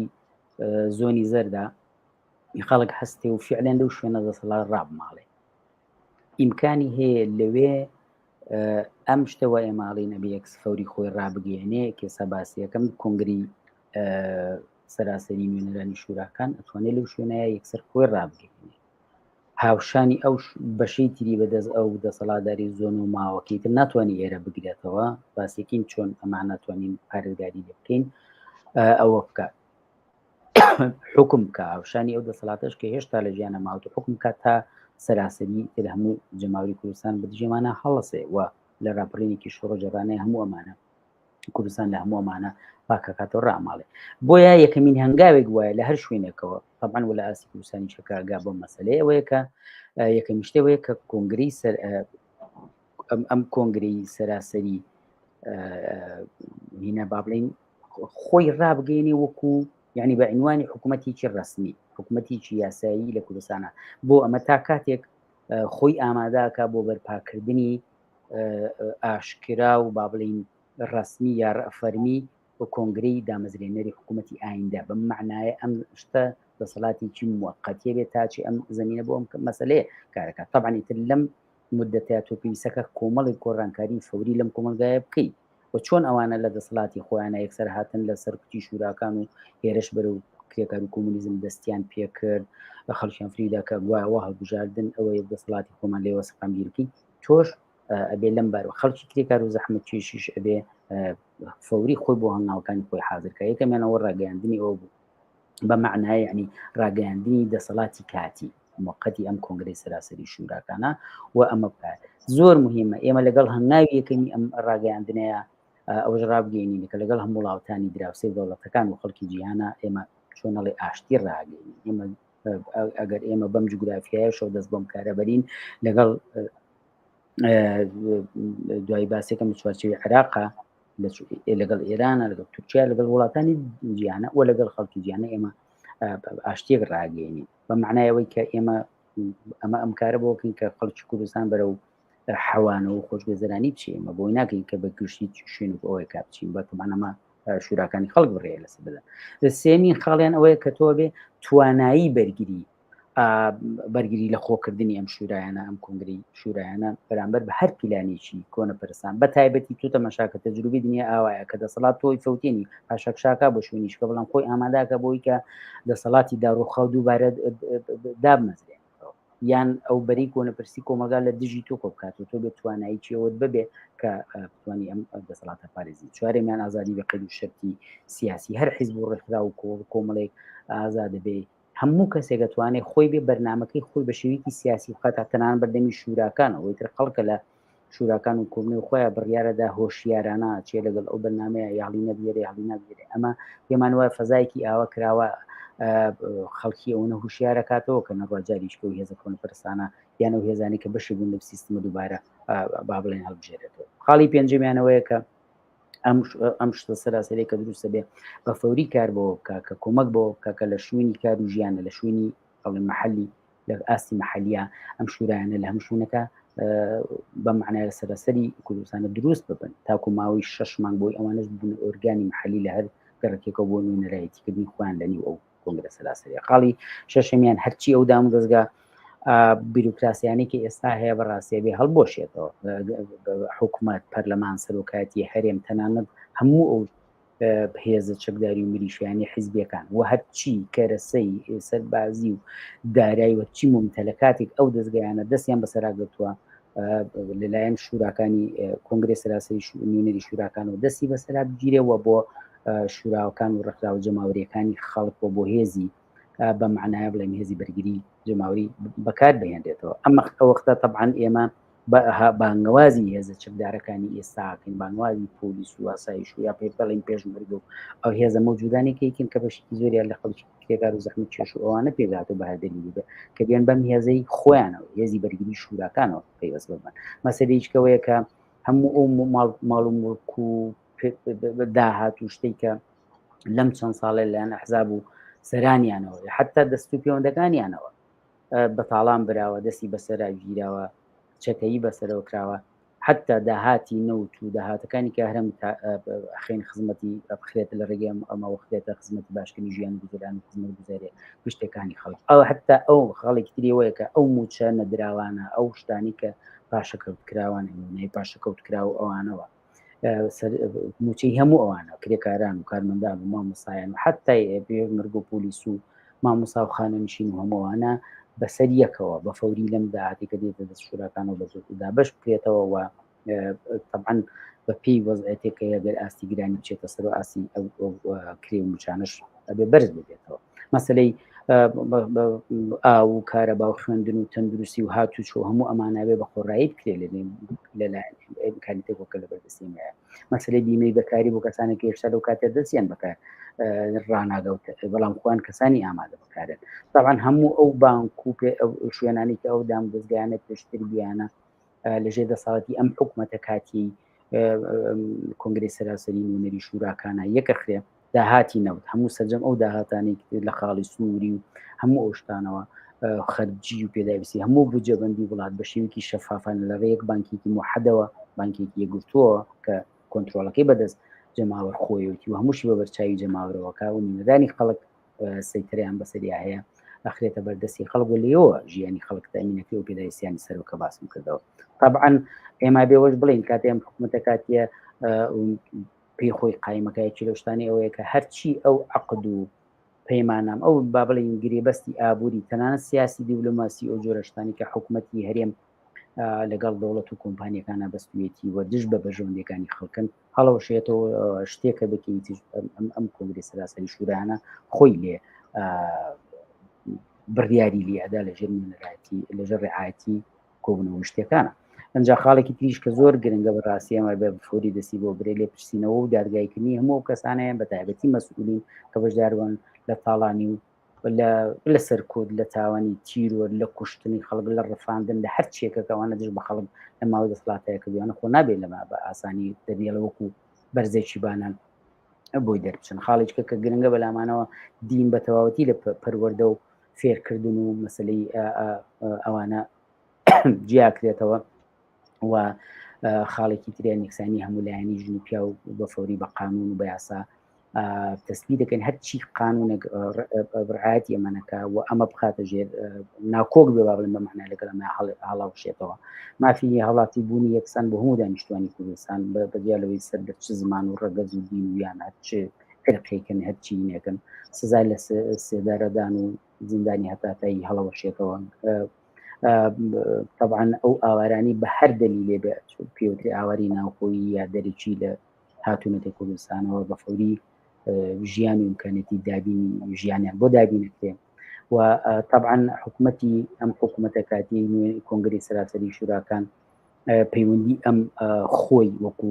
ئەم چوارچێوەکی پێوتری هەرێمی کوردستان بە دەوڵەتی عێراقەوە مەسەلەی جیابوونەوە یا خۆسەر بەخۆی کوردستان یا هەر مانەوەیەک لەگەڵ عێراق بە شێوەیەکی سیاسی گونجاو کە ئەویش هیچ کەسێ بڕیاری دەخاڵەتی تیانەکە ڕاستەخۆ گەڕانەوە بۆ ڕای خەڵکی کوردستانەوەیەک لای بێتەوە خەڵک لە وەختە خۆی بڕیارەدا چ مەسەلەیەکەکە و ئەمە نابێ بە هیچ جۆرە بە هیچ پلان و هیچ شوێنیشی لایەن و ئەحزاب و شتێکی بەسەرا با بڵێن فەرست بکرێت ئەگەر ئەحزابێک لەو بارو پێشنیاراتی ڕۆشنی خۆیانیان بێتوان لە کوتمان بە حکمی ئازادیەکی ئەحزابی سیاسیکە لەسەرەوە باسمان کردوتوان بخێنەوە دەنگی شوراکان و شوراکان خۆی ئەم مەسەلە بڕێنەوە بمعنای ئەخیر خاڵکیانەوەی کە ئیتر ئەم لەم چوارچێوەی ئەم جێگیرکردنی ئەم یاسا و ڕێسانە بە معنای بڵێم ئەبێ بە شێوەیەکی فەرمی و بە شێوەیەکی ئاشکرا کۆنگرەی دامەزرێنەری حکوومەتی داهاتوو کە لە ڕێگەی بەشداری نوێنەرانی هەڵبژێرایی شوراکانەوە لە سەرانسەری کوردستانە کە لە شار و شارۆچکەکانەوە لە مەحەلەوە نوێنەرخوایان هەتا ئاسی سەر ڕۆیشتووە و ئەم کۆنگرەیە بە شێوەیەکی ئاشکرا بەرپاکرێ و ئیتر ئەمە کۆنگرەی دامەزرێنەری حکوومەتی داهاتوو بێت لە نوێنەرانی کۆکراوەی هەموو شوێنە مەحەل و سەراسەریەکانی ئاستی شار و شارۆچکەکان و ئاستی هەموو کوردستان و لە ماوەی 6 مانگ بۆ ساڵێکا بێ ئەم پرۆسی تی کرد دەتوانانی بێتی ئەم مەسلەیە ببڕێنێتەوە و ئیترەوە سەرنجام بەدەسەڵات گەیشتنی کۆنگرەی نوێنەری شوراکانی خەڵکە پێدرەوە دەسەڵاتێکی ڕسمی فەرمیێ لەلایەن خەڵکەوە. طبعاً ئەمە مەسەلەیەک نییە کە بەڕاستی لە حەز و ویستی خۆمانەوە هێنابێتمان، ئەمە مەسەلەیەک نییە کە شتێک بکە ئێمە لەبەرەوەی کۆمیستەکان باوەڕمان پێمان وایە تاکە ڕێگەی چارەی کارساز بۆ خەڵک ئەم کۆنگرەیە هەر بۆیەشە ئێمە بەڕاستی ئەمە یەکێکە لە بەڵگەنامە گرنگەکان و ئێمە لەو بارەوە بە دوای کۆنگرەشە هەر هاوڕێیانێکی تری کۆمونیستکە لە دەروێن حیزبان کەسانێکی کە باوەڕیان بە ئاڵوگۆڕی ڕیشەیی هەیە کەسانێک کە پێیان وایە چارەسەر سۆشیالیزمە بۆ کوردستان کەسانێک کە پێیان وایە ئازادی خوازیە بێ باڵادەست بێ لەگەڵ هەموو ئەوانەیە تاوتێمان کردو باسمان کردو حازری لەگەڵ هەر کەسێکە کە لەم بارەوە دەستی ببێ لەوەی دەسەڵاتێکی ڕاستەخوی جەماوەری لە ڕێگەی شوراکان و ڕێکخراوە جەماوەریەکان و دەستەکانی ناڕەزایەتی خەڵکەوە با بڵین ببێ بتوانین پێکەوە دەستخی ناو دەست و هاوکاریەکە بکەینەوە سەرنجام ئەوە ئیتر شوراکان کۆبن و گشتیەکان ئەو شێوازە لە دەسەڵاتدارەتیە کە خەڵک خۆی مستەقیم ڕاستەخۆ کۆنتترۆلی بەسەری هەیە بڕیاری تیادا وە بڕێوەی بە نەک تەنها کۆمونیستەکان تیاعاالن تەمان کەسانی تریشی تیا هەیە و سەرنجەم ئەو کۆبن و گشتیانە و ئیرادی خەڵک لەوێایی بڕێنێتەوە کە ئەم مەسەلانە چۆن چێتە پێشەوە. سەرنجام ئێمە بۆکوتم مەسلێک نییە ئەمە لە حەزوی پێمان وایە پێداویستی کۆمەلگای کوردستانە بەڕاستیم کۆمەلگای هەموو تەجروبە و هەموو مەسایلێکی تاقی کردوێت و ئەزممویی زۆر دیوە لە باڵە جیاجیەکانی پەرلەمان تاریزمەوە لەوانەوە کە خوان بە و پوسیۆندانا و بە ئیسلامیەوە بە ناسیۆنالیستی ناڕازی لەوانەوە خەڵک بینیوێتی سەرنجام نۆرەی ئەم دەسەڵاتە لە دەسەڵاتدارێتی جەماوەری شوراییە کە بەرحاڵ ئێمە بانگەوازێک نییە بەڵام سەرنجامی وەکو حیزبەگەبێ ئێمە ماتریالی ئینسانی بۆ مەسلەی لە کۆمەلگا پیاکەن پێمان وایە کۆمەلگای کوردستان بەشی ئەوە ئینسانی ئازادیخواز و سوشیالیست و کۆمونیستی تایە کەسانی تایە کە پێیان وا بێ ژیان لەسەر ئەساسی ئیرادەی ڕاستەخۆی جەماوەریەوە لە شوراکانی خۆیانەوە تەمین ببێ ئەو نیتیا هەیە کە پێکەوە بتوانین دەستخینی ناودەستیەکەەوە لەم هەلومەرجی کوردستانە کە تاکە وەسیلەیەک بۆ هەم ناڕەزایەتیەکانی ئێستا بووی بەسەرنجام بگا و هەمیشە گوتم تەمینی ناوکۆکەی ئەو دەسەڵاتە جەماوەری شوراییە بکە خودی شوراکان و بدەست بدن بۆ شێوازی شوراییە لە ناوەندەکانی کار و لە گەڕەکەکانە و ئەوە ئیمکانی هەیە ئەوێ ئەم بەڕاستیان پرۆسەیە دەست بکە ئێمە وەکوتم ناومان ناوە لەگەڵ ئەوەیە کە کارەکەین بووی هەرچی زیاتری یەکگرت و کردن ڕێکخراوکردن دەست لە ناودەستی زیاتری چین و توێژە جیاجیەکانی کۆمەلگا لە کرێکارانی ناوەندە جیاوازەکانەوە لە کارمەندانی ناوەندە جیاوازەکان و مامەسایان و قانونیشانەوە چێویگرە خەریکیەوە بوون پێمان وایە لە هەر شوێنێکە دەستەکانی ناڕەزایەتی لە هەر شوێنەکە هەر ئامرازێکی یەکگرتووی ڕێکخراوبوونی ئەم ناوەندی شوێنە ئیمکانی هەیە ببێەوە متوانێت بێتە ناوکۆکیەوەکی تر بابە نە ناسیۆنالیزم نە لیبرالی نە نیولیبرالی نە ئیسلامی نە قەومی هیچی بە کەڵکی دادی دەربازبوونی خەڵک لە هەلومەرجە ناداوە تاکە شتێکە ماوەتەوە ئەم بەدیلەیەکە پێمان وایە واقعیە زمینەی هەیە و تەجروبەکانی لە ساڵی 90 سەرماندویانە کەم کۆمەلگای جێگی ئەوەی تیا بێتەوە بەعکسەوە خاڵی درەخشانی کۆمەلگای کوردستان لە ساڵی 90ەکانە زودنەوەی شورایی و ڕێکخراوەکانیەتی سەرهەڵدانی بۆ سەربەرزکردنەوەی کۆمونیزمە بە شێوەیەکی گشتی وەکو بەشێ لە جوڵانەوەی تەبەقەی کرێکاری وڵاتە ئەتوانین پێم ئەم بەدیلە بخینە ئەرزی واقعەوە و بتوانین کار و زمینەی بۆ ساسکەین هەر ئێستا ئێمە لە هەوڵی ئەویان بەڕاستی هەڵسوڕانی ئێمەوە لەگەڵ ڕابرانی ناڕزایەتیەکانە خەڵکانێکی ناڕازی کە بەڕاستی نایەنەوە لە لیجی شێشی لەو هێزانەیە بەوانەوە کە خۆیان ناناوە پێسیێن لەگەڵی جێشی لەوانیان نیانەوە بڕۆن بێن بڵێن بابە هەر حاڵ کێشەی ئەومان نییە کە تۆ کۆمونیستێک پیتیان نات دامی تشکیلاتی و حیزبی ئێمە هەیەیان نەسەرنجام ئێمە ئەگەر ئەو قسەیە باڵەکانی بۆژوازی وابێ بڵێن ئێمە لە بەلەمێکەکەینەگە شەپۆلاوە هەمووانە بۆوان وابێ بۆ خەڵکی پێکار و زەحمی کێش و ئازادی خواز ئەگەر حتی بیرکردنەوەی جیاوازیشیان ببێ وایە واقعاً وایە شەپۆلێک لە ئارایە یا بێ ئەم شەپۆلە ڕۆکەی وەجێڕین بەلەمەکەی ئەوان غەرقکا بە هەمیانەوە یاخۆت ئیتر ئەوان ژیانی کۆمەلگا زیاترە بن بۆ ئەمیان بەڵام حتمی نییە و ئیمکانی نییە قوبوڵ بکرێت. لەسەر تەواوی ئەو خاڵانە ئەو باسانە قسەی تر زۆر هەڵەگرێ هیوادارم بتوانین لە بەرنامەکانی ئایندەتردا زیاتر سەبارەت بەم ناوەڕۆکە گفتوگۆ بکەین چونکە بەڕاستی کاتی بەرنامەکە کافی نییە بۆ تاوتۆکردنی زیاتر بەڵام بە گرنگی دەزانم یەک پرسیار بکەم ئەویش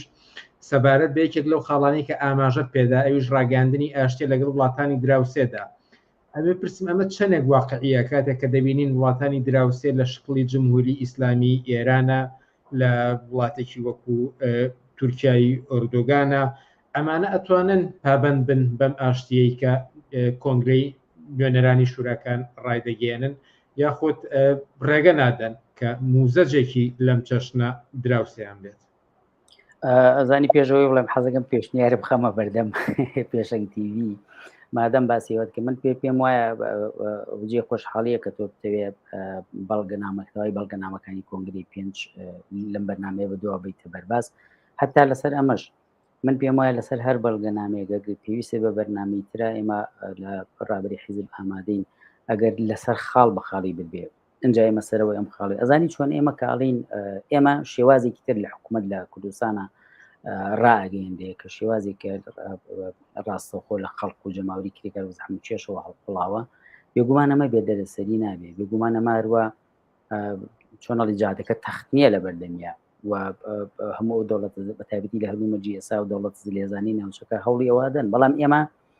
جارێک لایەنە ڕاگەینین کە ئێمە سەرباری ئەوەی کە پێشووتر هێزەکان کە دابەژن بە سەرهەدێکی لە وڵاتێکیانە ئەمیان خۆم پاڵیاوە بۆ لە دژی ئەو شتی کردو ئەویان کردوێتی بەو لایەوە لە دژی ئەم شتی کردووە ئەمە کۆتایی پێێنێ خەڵکی کوردستان لەگەڵ خەڵکی کرێکار و زەحمەت کێشی ئەو وڵاتانە ئەوە هیچ کە هاوچارە نووسە لەگەڵ دەسەڵاتەکانی ئەوانیشە ئێمە لە تەرەف خۆمانەوە لە ینی حتەرەفیم حکوومەتە مەبەستم کەمەش بەشێکە بینلەی لە جەنگانین بە معنای ئاشتی یعنی ئێمە ئەوە ناکەین بەڵام ئەمە بۆچی وایە تۆ تەمەشاکە لەو خاڵەیە تەنها ناڵێ لەگەڵ دەوڵەتەکان لەگەڵ خەڵکی جیهانە تۆ تەمەشاکە ئاڵای ڕەشی شومی داعشی ئیسلامی بەداخەوە لە پێشە لە سووریا بەرز کرایەوە تەمەن دوایش لە مووسڵ ئەوانە بەرز کرایەوە لە ئەوروپا حتا بە هەندێک ئەوروپیەوە کە دژی سیستمەکەی خۆیانن بە هەر قەناعەتێکەوە ئاڵای ئەڵڵاهو ئەکبەر و ڕەشیان بەرز کردەوە یعنی بزوتنەوە کۆمەڵایەتیەکان تەسیراتی جیهانی لەسەر یەکتردانی تۆش وەختێک ئەم بەرنامەی من باسم کردو خەڵک ئازادە بێت دەست بەسەر داهاتاگری بۆ ژیانی خەڵکەوانە مەلاین خەڵکی پشتیوانی لە مەسلەی تۆکەن ئێماڕۆمان بینە چی ئەگەر چی ئەوە دەسەڵاتێکی شوورایی سۆشیالیستی نەبوو بەڵام لە کۆبانی خەڵک لە دژی ئیسلامیەکان ڕاپەڕی داعشی لە شوێنەکە پاک کردەوە و هەوڵیدا خەڵک بە جۆرە هات بە تایبەتی ژنان هاتنە مەیدانەوە خەڵکی جیهانی ئازادیخوازی جیهانی پشتیوانی لێکردن لەم کارە چجاوی ئەگەر دەسەڵاتێ بێ لەسەر بنەمایەکی واقعی شوورای خەڵکیەوە بێ بە هەر حاڵ ئەمە لایەنێکی تریشی ئەزانی چۆنە تۆ ئەمە مشتێکنی ئێمە لە ئێستاە خۆمان بتوانین بڵێ سەرنجام سبینی شوراکانی زانێ لەبەرەوە تۆ ناتوانانی بە پێشبینی و تەنە بۆ ئاتەوە بێڵێ بە هەر حاڵ تۆ وەختێکە لێ مەشەڕەم لەگەڵ هیچ شوێنەکانیە ئەمە بە هەر حاڵ چوارچەوی سنووری ئەم شوێنەیە و کوردستانە ئەم هەرێمی کوردستانەیە تەمان لە عێراقیشە بۆ بڕێبیتۆڵی لەگەم ناتێت چی بکێنێنەوە خەڵک بڕیارەدا بڕیاریە لە چوارچەوی عێراقە بێ ئەبێن نەبوو ئەو ترەبێ بەڕسمی بناسبێ تەنهادا ئەمە فشاری نێودەوڵەتیش دروستەکە وەکوتم بەرەیەکی ئازادیخوازی و سۆشیالیستی چین کارگەری جیهانی هەیە کە بتوانێت پشتیوانی لەو کاگشتیشی واقع لەم بابەتە بێتە پێشەوە بەڵام ئەمە بێ مەڵامەت و بەبێ دەردەسەری نییە طبعاً ئەوە بێت تۆ هێزی پارێزەری شوراکانت هەیە تۆ هێزێکی ئازادیخوازی لە ناوچیشی گۆشەیەکی جیهانە سەر هەڵبدەی دنیایەک جەبهە بەڕوو تاکرێتەوە کە پشتیوانی لەکەن لە پشتیوانی مالی معنیوە بگرێت حتا پشتیوانی بە معنایە پارێزگاریکردن و سەربازی لە مەسەلەیە بەمعنای ئێمە کاڵین ئەم هینە ئاشتێکە یعنی ئێمە ئێتر لەگەڵ ئێرانی و تورکیایەک و لەولاوە لەگەڵ سووریایەک و لەگەڵ عێراقیەکان هیچ جەنگ و ململانەیەکمان نییە بەڕاستی ئێمانەیە ئەو دەسەڵاتە ئێوێ ئەم خەڵکە لەم گۆشەیە بەم شێوازە ژێنەی خۆی بەڕێوەبەر ئیتر دوایی مەسلەی بازرگانیکردن و ئەو شتێکە لە خاڵێکا باسم کە مەسلەی بانکێکدانی کە هەموو ئەوانەی تیا کۆبێت و شوراکان کۆنتترۆلەکان تەمان تۆ داهاتت هەیە نەوتت هەیە مەسائلی سنوورەکانت هەیە بازرگانیکردن بەم شتانە ئەمانە مەسائلێکی ترن بۆ ئەو وەختەیە کە حتمما حکوومەتی کاتی بەرنامەی خۆی بۆیە بێوە چکە من ئەگە هەر شتێک بڵێم زۆرترە بێ بە تەسەوراتی شخصی من کە ئێمە ئەمە مەسلێکە پێمان وایە پەیوەندی بە پێشبینیەکی پێشبەختەوە نییە بەڵام دڵنیام وەختێک جەماوەری کرێکار و زەحمت چێش خۆیان بەیدادی خوان کۆنتترۆلی هەموو ئەم شتانیان بێ ئێمەە ئینسانی لێهاتوو بەتوانە و هوشیار و عاقڵ و لێهاتوویتیا هەیە کە بتوانێت ڕێگە چارە بۆ هەر شتێک بدۆزێتەوە کە بێتە بەرپێی ئەم حکوومەتی کاتی. زۆر سپاس بۆ ئەم دەرفەتە و زۆر سپاس بۆ پێشنیارەکەتان هەر خۆشم لە سەرەتادا ئاماژەم پێداکە لەسەر ئەم بەڵگەدا تاوتویان دەکەین گفتوگۆ دەکەین هەروەها ڕەنگە لەسەر ئەم بەرنامێش پێویستکە بەرنامەی دووهەم لەگەڵ ئێوەیان لەگەڵ کەسێکی تر ئەنجام بدەین و بڕێک زیاتر ناوەڕۆکەکەی شی بکەینەوە. بەڵام لێرەدا جەمال موحسین ئەندامی مەکتەبی سیاسی حیزبی کۆمونیستی کرێکاری کوردستان زۆر سپاس بۆ ئەم دەرفەتەی پێداین. زۆر سپاسی ئێوەشەکەم و هیوادارم ئەو پێشنیارەتان بە عملی بۆ دەربێ و ئێمەش بتوانین هەموو بەڵگەنامەکان بە وردی بخینە بەردەمی خەڵکی کرێکار و زەحمەت چێش و هەڵسوڕانی کۆمونیستی و سۆشیالیستی و زۆر سپاسانەکەم. زۆر سپاس. ئازیزان لە کۆتا بەرنامەکانی ئەمڕۆماندا دەمانەوێت سەبارەت بە تەوەری کرێکارانی ژینگە پارێز بە تایبەتی کە کەمپینێک ڕێکخرا بوو بۆ پشتیوانی لە کرێکارانی ژینگە پارێز لە دەڤەری پشتەر و پتیۆنکە دەسەرکارەکانیان دەرکرابوون و ئێمە کۆمەڵێک بەرنامان لەسەری ئەنجامدا با گرنگمان زانی کە ئەنجامی ئەم کەمپینە بە کوێ گەیشت و ئاوردانەوەیەک لە کارەکانی ئەم کەمپینە ئەم چاوپێکەوتنان ناڕاستەوخۆ ئەنجام درراوە لەگەڵ وەستا مەهدی سەرنووسەری بڵاوکراوەی دەنگی کرێکار. فەرموون گوێبیستی بن. وەستا مەهدی ڕەسوڵ، ئێوە وەکو بڵاوکراوی دەنگی کرێکار و کۆمەڵە کەڵسوڕاوی تریبزوتنەوەی کرێکاری کەمپینێکتان بەڕێخست بۆ بەرگری لە کرێکارانی ژینگە پارێز لە دەڤەری پشتدەر و بتوێن بۆ گەڕانەوە بۆ سەرکارەکانیان. ئەگەر سەرەتا ئاماژەیەک بە ڕاگەاندنی ئەم کەمپینە بکەن. بەڵێ سپاس بۆ کەناڵی تەلەڤیزیۆنی پێشەنگ. هەڵبەت ئەم کەمپینە ئێمە لە نەتیجەی ئەوە ڕامانگەیان کە هەواڵی ئەوەمان پێگەیشت لە دەمی کرێکارانەوە کە 150 کرێکار لەسەر کارەکانیان دەرکراون سەر بە کۆمپانیای گارێکس بوو لە پشتدەر و بتوێن. هەڵبەت ئەوانە ئێمە بۆیە کەمپینەکەمان ڕاگەیان نوێنەری ڕسمیان نەبوو، مەسەڵەن بۆ نمونە نوێنەرایەتیان نەبوو کە دیفاعیان لێ بکە، هەر ئەوەی کە خۆیان لە ڕێگای مانگرتن و خۆپیشاندانەوە کردیان نەتیجەی نەبوو. بەڕاستی ئێمەش بۆیە هەوڵماندا کە بیانجێڕینەوە بۆ ئەوش کەمپینەکەمان ڕاگەیان. ئەم کەمپینە دەنگدانەوەیکی زۆری بوو لە بەشێک لە دەستگا ڕاگەیاندنەکان و ئێمەش بەرنامی تابەتمان لەسەر ئەنجامدا و هەروەها سەدان کەس واژۆی ئەم کەمپینەیان کرد. بەچی ئەنجامێک گەیشت؟ چی دەستکەوتێکی بوو؟ بەرحاڵ لە کۆتایە ئێمە دوای کۆکردنەوەی واژۆکان و ئاخر قۆناغی کەمپینەکە ئەوە بوو لیژنەیەکمان پێکهێنا لە کرێکاران و لە گروپی دەنگی کرێکار و چوینە لای وەزیری کار. هەڵبەت ئێمە لە یادداشتێکە هەموو ئەومان کۆ کردو لە یادداشتێکی سێخاڵیا بوو. یەکێک لەو خاڵان ئەوە بوو کە کرێکارانی لەسەر دەرکرا و فەورەن بگێڕێنەوە سەر کارەکانیان. خاڵێکی تر ئەو بوو کە موچەکانیان دوانەکەوێت لە کاتی خۆیان بدرێ و بە تەواوەتیش بدرێ و زیادیش کرێ لە بەرەوەی کەمە. خاڵێکی تریشیان ئەو بوو کە کێشەی کرێکارانی ژینگە پارێز، کێشەی نێوان کۆمپانیاکان و شارەوانیەکان نەکەنە کێشەی کرێکاران، ئەمە مەربوط نەبێ و لە عەقدەکانیشیانە ئەمە سابت کرێ. بەرحاڵ ئێمە لە نەتیجە بەوە گەیشتین دوای ئەوەی کە چاوپێکردنەکەمان تەواو بوو کە هیچ جوابێکی ڕۆشنمان لای وەزیری کارە وەرنەگرت. ئەو وعدیدا کە بەنسبەت موچەکانیانەوە بڕوا لەگەڵ وەزارەتی شارەوانی قسە بکە، چونکیەوە ئایدی ئەوان نییە، ئایدی گرێبەسەکە ئایدی وەزارەتی شارەوانی و کۆمپانیاکانە. وعدیە کە 2 ڕۆژ دوای سەردانەکەی ئێمە بچێت لەگەڵ وەزیری شارەوانەکانە قسە و باس بکات لەسەر کێشەی موچەکانیان و هەوڵدا بۆی چا بکرێت لەسەر مەسەلەی دەرکردنی کرێکارانیش ئەو بە هەڵەتێک گەێنرا بوو و ئەم کرێکارانی کە دەرکراون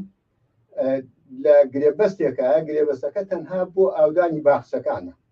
هەڵبەت لەوێ یەکێ لە نەنەری کرێکارەکان هەڵیداوی بابەجان ئێوە بە غەڵەت تێگەیشتن لە دەرکردنەکەی ئێمە هەموو کرێکاری ژینگە پارێزین دەرکراوی نەک کرێکاری دوای ئەوە یەک عەقد هەیە بۆ ئەم کۆمپانیانە هەر لە چوارچێوەی ئەو عەقدەیە ئێمەش ئیش پێکردین بۆ یەکسەر وەزیری کار ژنێکی پێگەێنا لە هۆبەی بەڕێوەبەرایەتی کاری سلێمانی کە بچن بە دوواداچوون کەن بۆ مەسەلەی دەرکردنی ئەم کرێکارانە بزان ئایا ئەمانە واقعەن کرێکاری ژینگە پارێزن دەرکراون هەڵبەت بۆ ڕۆژی دوو ڕۆژ دوای ئەوە جێبەجێ بوو جوابی وەرگرت دوو لیژنەیەکیان پێکهێنا لە هۆبەی کار چون ڕاستەوخۆ سەردانی کرێکارەکانیان کردبوو لە نێزیکەوە قسە و باسییان لەگەڵا بوون دوای چوون بۆ کۆمپانیەکە لەگەڵیان قسەیان کردبوو بەرحاڵ ڕۆژی دواتر بەڕێوەبەری هۆبەی کار عەبدولعەزیز تەلەفۆنی بۆ من کرد وتی کە ئێمە دوواداچوون نەتیجەیەک راپۆرتێکمان نردووە وەزیری کار بەڕاستی بوو هێشتا بڕێک لەو کرێکارانی کە دەرکراون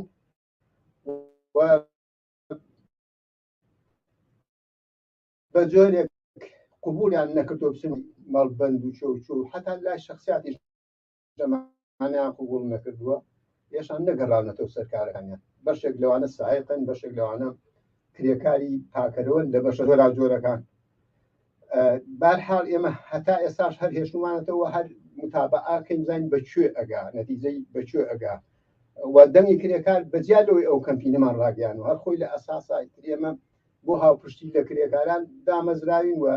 تا ئەو سەری هەر کۆمپانیای بزانین مافی کرێکار پێشێرەکە فەسحەکەین و ناوی دێنین و ئەمەشمان کردووە تا ئێستا بۆ ئێمە بەردەوامی لە هاوپشتی بۆ کرێکاران و بەردەوامیشین لەسەر لێکۆڵینەوە ئەەکەین من زۆر هەوڵم داوە من خۆم بە شخصی زۆر هەوڵم دا لەگەڵ بەڕێوەبەری گشتی شارەوانەکانی سلێمانی پەیوەندی بکەم بەرحاڵ هێشتا حاصلم نەکردو کە بچم لەگەڵ ئەوە باس بکەم و لەگەڵ زۆر شوێنی تر ئێمە محاولەمان کردووە کە لەسەر ئەو کێشەی دەرکردنی کرێکارانە بەڵام بەڕاستی هێشتا هیچ نەتیجەیەکمان وەرنەگرتووە کێشەی ئەم کرێکارانەش بەڕاستی هەر لە زۆنی سلێمانی وایە هەر لە زۆنی ئەوەی کرد لە چوارچێوەی دەسەڵاتی یەکێتیایە وایە ئەمە خۆی بە سیاسی کرا من نامێوسمە سەر ئەو بابەتە ئەوە قسەی زۆر هەڵەگرێ و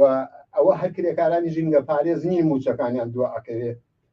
زۆر کرێکار لە بەشە جۆرەکان ناوەندەکانی کارە تا ئێستا موچیان دواکەوێت تا ئێستا لە زۆنی سەوز بەڕاستی مافی کرێکاران بەتەواوی پێشێر کرا من ناڵێم لە زۆنی زەردی جوانی لێش هەروایە و بەڵام لێرە بەڕاستی فەزاحەتە یعنی کرێکار لەسەر کار دەرێکن ئەگەر قسە بکە و دەرکردنی ئەم کرێکارانەش لەسەر کار تەسیری داناوە لەسەر ئەوانی کە ماون لەسەر کارەکانیان یعنی ئیشەکانیان قورستر بووە هەمان ئیشی پێشوو بە تقریبەن ئەتوانم بڵێم ئەگەر شوێنێک سی کرێکاری لێوێسە بیستی لێ دەی لێ ڕۆژ و هەمان ئیشی پێەکەن مەکائینی پێویست وەکو کابیسە وەکو ئەو گەڵابە وەکو نازام ئەو پێداویستیانی کە ئیشی پاکردنەوەی پێەکەن کەمیان کردوێتەوە